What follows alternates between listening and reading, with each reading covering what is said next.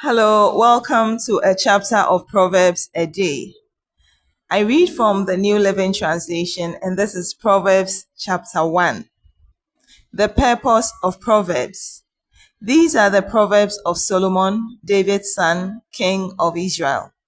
Their purpose is to teach people wisdom and discipline, to help them understand the insights of the wise.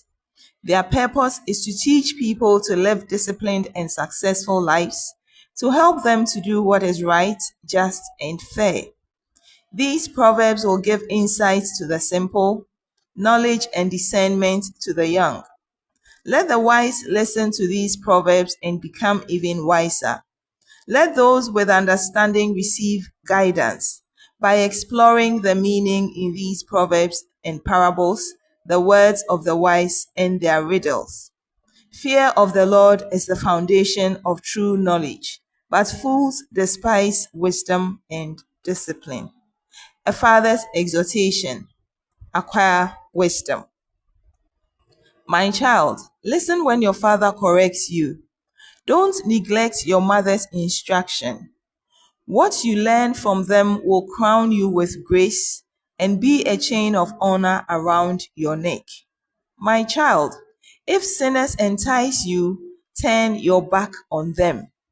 They may say, "Come and join us. Let's hide and kill someone. Just for fun, let's ambush the innocent. Let's swallow them alive like the grave. Let's swallow them whole like those who go down to the pit of death. Think of the great things we'll get. We'll fill our houses with all the stuff we take. Come, throw in your lot with us. We'll all share the loot." My child, don't go along with them. Stay far away from their paths. They rush to commit evil deeds. They hurry to commit murder. If a bird sees a trap being set, it knows to stay away. But these people set an ambush for themselves. They are trying to get themselves killed. Such is the fate of all who are greedy for money. It robs them of life. Wisdom shouts in the streets. Wisdom shouts in the streets. She cries out in the public square. She calls to the crowd along the main street, to those gathered in front of the city gate. How long, you simpletons, will you insist on being simple-minded? How long will you mockers relish your mockery? How long will you fools hate knowledge? Come and listen to my counsel. I'll share my heart with you and make you wise. I called you so often, but you wouldn't come. I reached out to you, but you paid no attention. You ignored my advice and rejected the correction I offered. So I'll laugh when you are in trouble. I'll mock you when disaster overtakes you. When calamity overtakes you like a storm, when disaster engulfs you like a cyclone, and anguish and distress overwhelm you. When they cry for help, I'll not answer. Though they anxiously search for me, they will not find me. For they hated knowledge and chose not to fear the Lord. They rejected my advice and paid no attention when I corrected them. Therefore, they must eat the bitter fruit of living their own way, choking on their own schemes. For simpletons turn away from me to death. Fools are destroyed by their own complacency. But all who listen to me will live in peace, untroubled by the fear of harm. Amen. This is simply calling on every single person to acquire wisdom.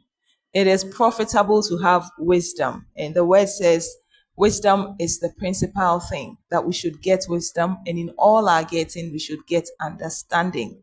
There are many ways of getting wisdom. Number one, we can learn from the people in our lives, such as mentors.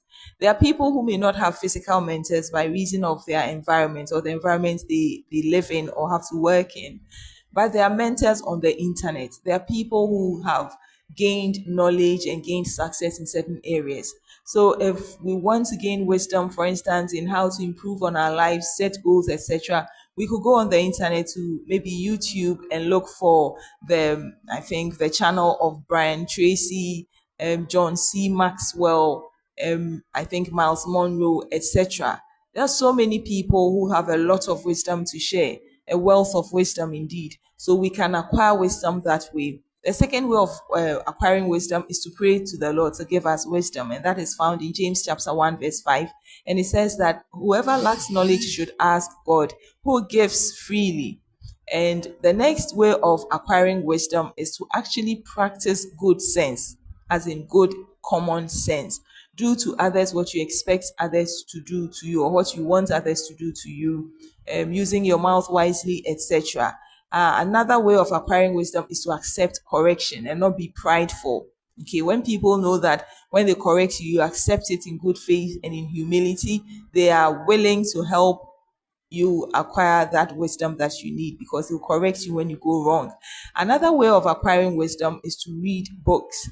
I understand that leaders are readers. So, and there are lots of audio books on the internet, especially on YouTube, and there are lots of soft copy books also available on the internet. So we can acquire wisdom that way. So many people have gone ahead of us, and they have encapsulated a lot of what they've learned into volumes and volumes of books and audio programs. So we can easily acquire wisdom that way. So another way of acquiring wisdom is to keep the right company. There's a saying that if you're walking with five fools, you are the sixth fool. If you're walking with five wise people, you are also going to be wise. So the company we keep will also ensure that we acquire wisdom. So let's use our time, or part of our time, to invest in acquiring wisdom, so that we gain the results that the Lord wanted us to have in the first place. The Lord bless you for listening. Thank you.